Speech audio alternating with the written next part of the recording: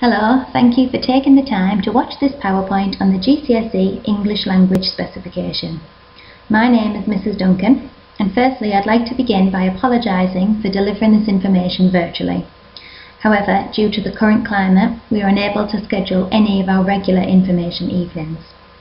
Therefore, I am going to take you through the specification to provide you with an overview of the current GCSE papers and some guidance for revision. I'd also like to mention here that there haven't been any changes made to the English Language GCSE for 2021. Therefore, if you are familiar with the course, you will be pleased to know that everything has stayed the same. The GCSE English Language takes a skills-based approach, which means that all of the texts that our students study in the exam are unseen. For Paper 1, Explorations in Creative Reading and Writing, students will focus on one literature fiction text. They will then be required to answer 4 questions which test their reading ability in Section A, and 1 question which tests their writing ability for Section B. The writing task is usually a descriptive or narrative writing task. The written exam lasts for 1 hour 45 minutes and is worth a total of 80 marks. 50% of the overall English Language GCSE. Paper 2, Writers' Viewpoints and Perspectives, has several similarities to Paper 1. Firstly, it is also worth 80 marks and therefore 50% of the overall English Language GCSE. The exam lasts for 1 hour 45 minutes and is divided into 2 sections, Section A, which tests reading ability, and Section B, which tests the writing ability. However, students will be required to read 2 sources in total, 1 non-fiction text and 1 literary non-fiction text. Therefore, 2 of the questions in Section A require students to create a comparison. The writing question for Section B is a viewpoint task and will require students to create a piece of non-fiction writing. The final module for GCSE English Language is the Spoken Language Endorsement. In previous years, speaking and listening was worth a percentage of the overall GCSE. However, since 2017, AQA have stated that speaking and listening should be assessed separately, and therefore students receive a separate qualification for this module. Speaking and listening is completed in lesson and marked by a teacher, but moderated by AQA. The unit assesses presenting, responding to questions and feedback, and the use of standard English. Most of our students complete this unit in Year 9 or Year 10. For 2021, students aren't required to record their speaking and listening presentation. For GCSE English Language, students should be able to draw on a range of texts as a reading stimulus and engage with creative as well as real and relevant context. GCSE English Language is designed on the basis that students should read and be assessed on high-quality, challenging texts from the 19th, 20th and 21st centuries. Texts are substantial in size and often range between 600 and 800 words. They cover a broad range of genres and types to provide effective models for students' own writing. We're now going to take a look at the exam papers, starting with Paper 1, Explorations in Creative Reading and Writing. This example is a specimen paper created by AQA. The insert is a 20th century piece of prose fiction, an extract taken from the novel Brighton Rock by Graham Greene. The image I have provided for you is only a third of the extract from the exam paper, and therefore demonstrates the importance of being able to read extended text. Students should begin by reading the text box at the top of the insert, which provides an overview for the story and helps to develop reading and understanding. Question 1 is the most simple and straightforward question on the paper. The question assesses students' identification skills, a basic comprehension task which students are taught in primary school. As GCSE English Language does not have any tiered papers, the questions often increase in difficulty. Students are required to read a small section of the insert and recall 4 pieces of information about a particular topic. The question really is as straightforward as it seems. However, there are a few top tips that we recommend to make sure that students maximise the 4 marks. Firstly, always write in full sentences. Avoid using pronouns and try to use names where possible. Make sure that you use the words from the text and don't offer any inferences. After all, this question is testing identification. Question 2 is the first in several analysis questions. It requires students to analyse the writer's use of language. Although the question is more challenging than question 1, our students at Acklam Grange School have been practising the analysis of language from Year 7 upwards. In addition to this, the analysis of language is required for the Literature GCSE and therefore demonstrates how both English language and English literature work together to develop students' understanding. Students will be required to read a small section of the insert. They will then have to read the question and find the focus of the question. In our case, it's the description of Brighton on that day. Students are recommended to find 3 quotations which would answer the question, analyse the methods that the writer has used, and write their answer up in 3 clear, concise paragraphs. Question 3 is very similar to the previous question, except this question tests the analysis of structure. All question 3s are identical, as all of the question 3s ask students to analyse the structure to explore how it has interested the reader. To do this, students are required to focus on the whole of the source. Students should begin by separating the source into the beginning, middle and end, and exploring how the ideas are developed and how the focus changes as the text progresses. This question is set out very similar to question 2 and requires students to write their answer in 3 clear, concise paragraphs, all analysing the structure of the text. Question 4 is the most challenging question of the reading section and therefore worth the most amount of marks. Question 4 is an evaluation question. All question 4s will provide the students with a statement from a fictional reader based on the insert.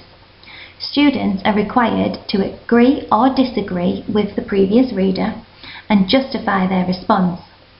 In order to do this, students are required to provide quotations from the insert, analyse the writer's use of methods, and then evaluate how this method agrees or disagrees with the fictional reader.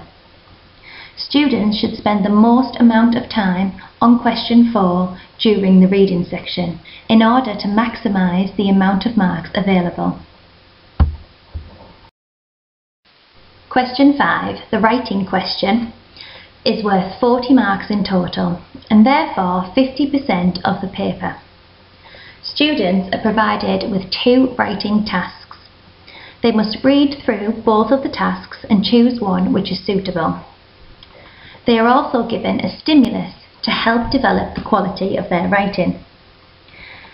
This stimulus can be in the form of an image, a theme, a story title or an opening line. Students should plan their response before beginning. The writing marks are divided up into 24 marks for the content and organisation of the piece and 16 marks for the technical accuracy. It is vitally important that students spend 5 minutes at the end of this exam reading through their writing and checking it over for SPAG issues. We are now going to take a look at Paper 2, the writer's viewpoints and perspectives. Immediately you can see the difference between Paper 2 and Paper 1, as we are now provided with 2 inserts. These inserts will still be around 600 to 800 words in length, and therefore students are required to read more content in the same amount of time that they've had for Paper 1. This makes the paper slightly more challenging. We have been given a 21st century non-fiction newspaper article, and a 19th century literary piece of non-fiction from Charles Dickens. Students will need to read both of these inserts before beginning the reading questions in Section A. It is a good idea to read through both of the inserts, create a summary so students understand the inserts, and write down what they think the writers are feeling about their chosen topic. Question 1 still assesses students' identification skills, just like Paper 1. For this question, students are required to read 8 statements, go back to the insert and read a small section, and decide which of the statements are true. Students should shade in the correct boxes to identify 4 true statements. Like Paper 1, Question 1 is very simple, and most students find it easy to approach, as it is still a basic comprehension question. Question 2 requires students to synthesize the information from both of the sources. Students need to read through the question and find the theme which is present in both of the sources, and create a summary which compares either the similarities or the differences of this theme. In order to do this, students are required to find quotations and provide inferences to support their summary. We recommend that students create an introduction which outlines the summary of the theme and explains if the sources are the same or different, and then create 2 comparison analysis paragraphs, which compares both source A and source B. Question 3 is almost identical to question 2 on Paper 1. This is an analysis question, and students are required to analyse the writer's use of language. Students may find this question slightly more challenging on this paper than on Paper 1, as the analysis of a non-fiction text can be more challenging. Students should approach this question in the same way as they would as question 2 on Paper 1. They need to find quotations in the insert which answers the question and analyse the writer's use of language. Students should write up their answer in 3 clear, concise paragraphs. The final question of the reading section, question 4, is a comparison question. Here, students are required to compare the writer's different or similar viewpoints. To do this, students must focus on both of the sources in their entirety. We must read the question first and find the common theme between both of the sources. Then, students will find quotations to support their answer, analyse the use of language, and support that analysis with methods which convey the views and experiences of both of the writers. It is a good idea here to look at the different time periods which the pieces of text were produced, as this can often change or alter a writer's perspective. For this question, we recommend that students create an introductory paragraph which explains how both of the writers feel and whether those feelings are the same or different. After this, students should complete 2 comparison paragraphs which compare both source A and source B. There are some similarities between the writing question on Paper 2 and the writing question on Paper 1. Firstly, both writing questions are worth a total of 40 marks and therefore 50% of the overall paper. 24 marks are awarded for the content and organisation of the writing and 16 marks for the technical accuracy. However, unlike Paper 1, students are only given 1 writing task which they must complete. The writing task is often accompanied by a statement which should inspire students and help to develop the planning and preparation of their response. Students should read the statement and then read the question underneath clearly. The question will ask students to reproduce a piece of non-fiction writing. This piece of writing can range anywhere from a blog, a letter, a diary entry or a newspaper article. It is important that students read the question carefully, identify the type of writing that they must create, the purpose of their writing, and try to identify the audience of that writing. If students do this successfully, then they should be able to recreate a piece of non-fiction writing successfully. Students often find revision for this paper more challenging than that of GCSE English Literature. This is because the texts that are provided are unseen texts and students cannot revise the content of the inserts. GCSE English Language takes a skills-based approach, and therefore it is recommended that students revise the structure of the questions, the approach to the questions, and the content needed for their answers in order to be successful at this GCSE. However, there are a few revision quick wins that we can recommend. Firstly, it is important that students develop their reading ability. This is done through reading a range of different texts and reading frequently. As you can see from the inserts that have been provided with the exam papers, they are often very challenging, long in length, and cover a range of different genres and time periods. The more our students read, the more they will be able to deal with these challenging texts. It is also an extremely good idea to expose your child to non-fiction texts. Try to encourage them to read newspapers or different types of non-fiction in order to develop their understanding of the genre. It is also good to expose students to real-world events. Try to encourage your child to watch the news or listen to the current events and discuss regularly. This will help with their knowledge on the non-fiction paper. If your child is completing homework, try to help correct any SPAG misconceptions. The SPAG marks are worth a number of marks across the whole GCSE, and therefore it is essential that all of our students adopt correct standard English. In addition to this, there are several revision websites that we can recommend. Firstly, students can use BBC Bitesize, which focuses specifically on the AQA English Language Specification. On this website, students can look at analysing fiction and non-fiction texts. The website also helps students to develop their comparison skills, writing skills, and their SPAG skills. In addition to this, BBC Bitesize offers guidance for the spoken language endorsement, so if your child is yet to complete their speaking and listening test, this is a website that is excellent to develop that ability. On YouTube, students can find videos from Mr. Bruff. These videos go through each of the language papers, offer model responses, and offer tips and techniques to be successful at the exam papers.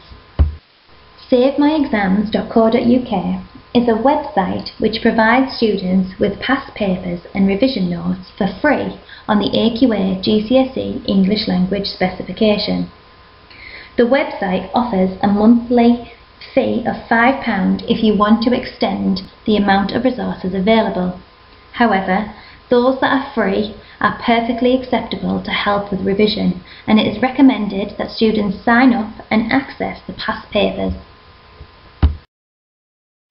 Seneca Learning is the revision website most recommended at Acklam Grange School.